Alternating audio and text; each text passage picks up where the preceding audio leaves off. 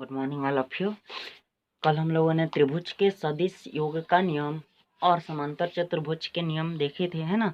उसके साथ साथ एक क्वेश्चन भी देखे थे कि समांतर चतुर्भुज के परिणामी का परिमाण और दिशा का सूत्र क्या होता है ना, जो कि 5 या 6 नंबर का आता है। तो उसको आप लोग को अच्छे से प्रैक्टिस भी करना था, है ना। बहुत लोगों ने अच्छे से प्रैक्टिस भी कर लिया है, बाकी लोग भी उसको अच्छे से प्रैक्टिस कर लेंगे, है ना। उसके अलावा और 3 नियम हैं, जिसमें से नेक्स्ट जो नियम है वो है सदिशों के योग का बहुभुज नियम। ध्यान से देखेंगे, है ना। सदिशों के योग का कौन सा नियम देखना है हम लोग को? बहुभुज नियम देखना है। तो इसमें क्या है, आप लोग का मतलब प्रूफ ये करना है कि वेक्टर आर बराबर ए बी सी डी। यहाँ पे 4 भुजा लिया हूँ, बहुभुज है, बहुत सारे भुजा हो सकते हैं, 5वां होगा तो यहाँ सामने में ई लेता, एफ लेता, ऐसे बहुत सारे हैं। तो यहाँ पे 4 भुजाओं लेके मैं बनाया हूँ। तो इसको हम लोग ऐसे देख सकते हैं कि यदि कई सदिशों को किसी खुले बहुभुज के, बहुभुज खुला है 1 2 3 ऐसा बहुत तक जा सकता है ना। तो यदि कई सदिशों को किसी खुले बहुभुज की भुजाओं द्वारा परिमाण और दिशा में एक ही क्रम में सबको प्रदर्शित किया जाए तो उनका परिणामी बहुभुज को जो बंद करने वाली भुजा द्वारा परिमाण और दिशा में विपरीत क्रम में प्रदर्शित होता है। अगर इसको मैं हटा दूंगा तो एक खुला बहुभुज हो गया। तो एक खुला बहुभुज के जितने भी सदिश हैं उनका परिमाण और दिशा एक ही क्रम में है। तो हम लोग का इस बहुभुज को बंद करने वाला जो भुज है उसका जो परिमाण और दिशा क्या है, इनके विपरीत है। यही क्या है आप लोग का बहुभुज का नियम है, मतलब कि हम लोग को ये प्रूफ करना है ना। तो हम लोग को सबसे पहले इसमें आप लोग को कितना त्रिभुज लेना है, 3 या 4 त्रिभुज। तो सबसे पहला क्या लेंगे, त्रिभुज ओ पी क्यू। किसमें? त्रिभुज ओ पी क्यू में। इस त्रिभुज में क्या लगाएंगे, सदिशों के योग का कौन सा नियम, त्रिभुज नियम।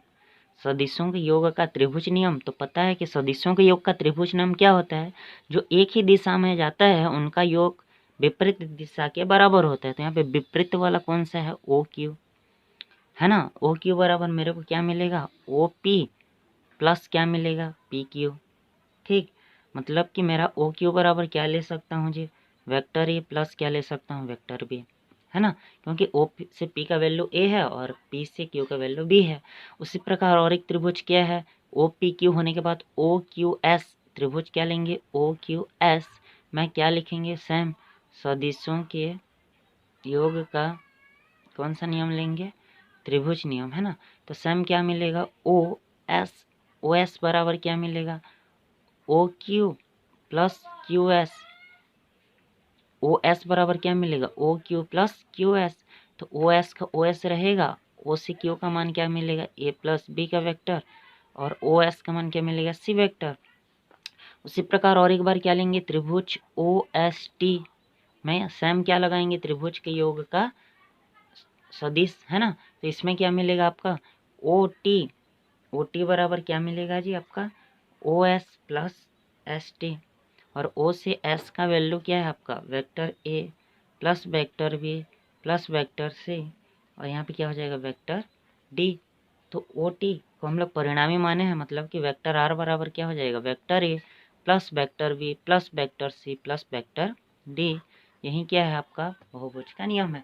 बहुत ही आसान है। एक बार इसमें त्रिभुज का नियम, ये सेकेंड वाले में त्रिभुज का नियम, थर्ड वाले में त्रिभुज का नियम, परिणामी का परिमाण आपका आर का वैल्यू मिल जाएगा। ठीक, बस 3 या 4 स्टेप और एक भुजा रहता तो और एक त्रिभुज जितना होगा, है ना।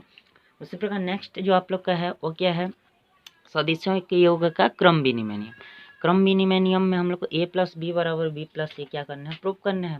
तो ये भी बहुत ही आसान है। एक बार क्या लेंगे, त्रिभुज ओ पी क्यू में क्या लगाएंगे, सदिशों के योग का त्रिभुज नियम। इसमें लगाएंगे सदिशों के योग का त्रिभुज नियम। तो इसमें जब सदिशों के योग का त्रिभुज नियम लगाएंगे तो ओ क्यू बराबर क्या मिलेगा, O P plus P Q, मतलब कि वेक्टर आर बराबर क्या मिलेगा, vector A plus vector B.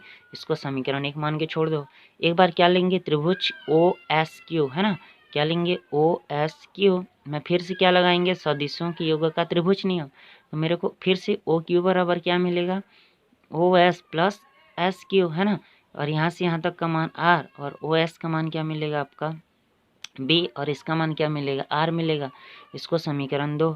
तो समीकरण 1 और 2 से एक पक्ष बराबर है ना। समीकरण 1 व 2 से एक पक्ष बराबर है तो दूसरा भी बराबर हो जाएगा, मतलब कि vector A plus vector B बराबर वेक्टर बी प्लस क्या हो जाएगा, वेक्टर ए। यही क्या है, क्रम विनिमय का नियम है। उल्टा होता है, ए प्लस बी का बी प्लस ए हुआ तो क्रम विनिमय का नियम। ये भी आसान है, एक बार ये वाला त्रिभुज एक बार ये वाला त्रिभुज, दोनों का एक साइड बराबर होगा आर तो दूसरा भी क्या हो जाएगा, बराबर हो जाएगा। ठीक, तो ये आप था आपका क्रम विनिमय नियम। उसी प्रकार जो लास्ट नियम है वो है आप लोगों का सदिशों के योग का साहचर्य नियम, है ना।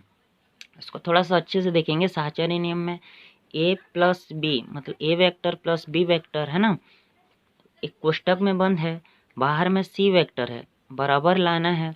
ए वेक्टर बाहर आएगा, अगले में क्या हो जाएगा, वेक्टर बी और वेक्टर सी कोष्टक में।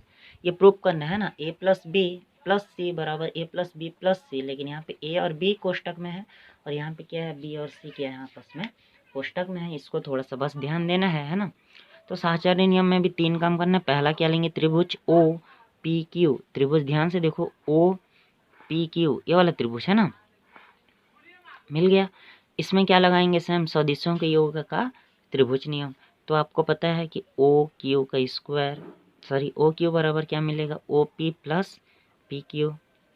ओ क्यू का ओ क्यू रहेगा, इसका मान क्या है, वेक्टर ए प्लस क्या है, वेक्टर बी, है ना। यहाँ तक काम खत्म। अब ध्यान से देखेंगे त्रिभुज O Q S, O Q S, ये वाला जैसे ही खत्म हुआ, मैं कहाँ पे गया, त्रिभुज ओ क्यू एस। तो इस त्रिभुज में जैसे ही जाऊंगा, है ना, तो मेरे को क्या मिलेगा, ओ एस। ओ एस बराबर आपका क्या मिलेगा जी, O Q plus Q S. O Q plus Q S दोनों एक ही दिशा में है, दोनों का योग किसके बराबर मिलेगा, विपरीत के। मतलब कि वेक्टर आर बराबर ओ क्यू का वैल्यू क्या अभी निकाले हैं, क्या है, ए वेक्टर प्लस बी वेक्टर पहले से निकाल चुके हैं, इसीलिए एक ठो कोष्टक में। इसको क्या मान लेते हैं, वेक्टर सी, इसको मान लेते हैं समीकरण 1। कोई डाउट, पुनः एक बार देख लेते हैं। पहला क्या लेंगे, ओ पी क्यू, ए प्लस बी किसके बराबर होगा, ओ क्यू के बराबर।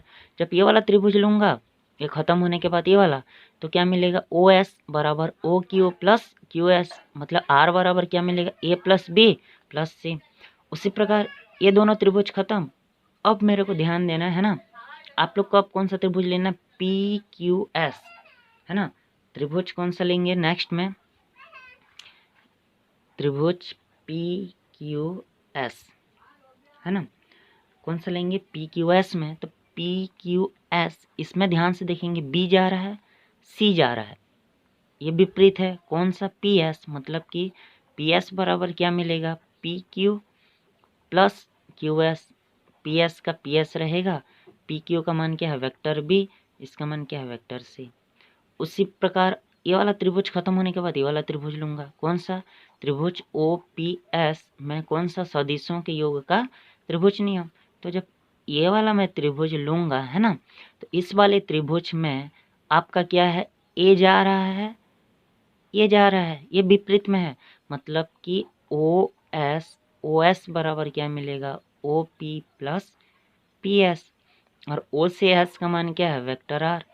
ओ से पी का मान क्या है, वेक्टर ए। और पी एस का अभी निकाले हैं, क्या है, vector B plus vector C. इसको समीकरण 2, तो समीकरण 1 में क्या था, आर बराबर इतना, इस समीकरण 2 में आर बराबर इतना। तो समीकरण 1 व 2 से, समीकरण 1 व 2 से क्या एक पक्ष बराबर है, तो vector A plus vector B plus vector C बराबर क्या हो जाएगा, vector A plus vector B plus vector C.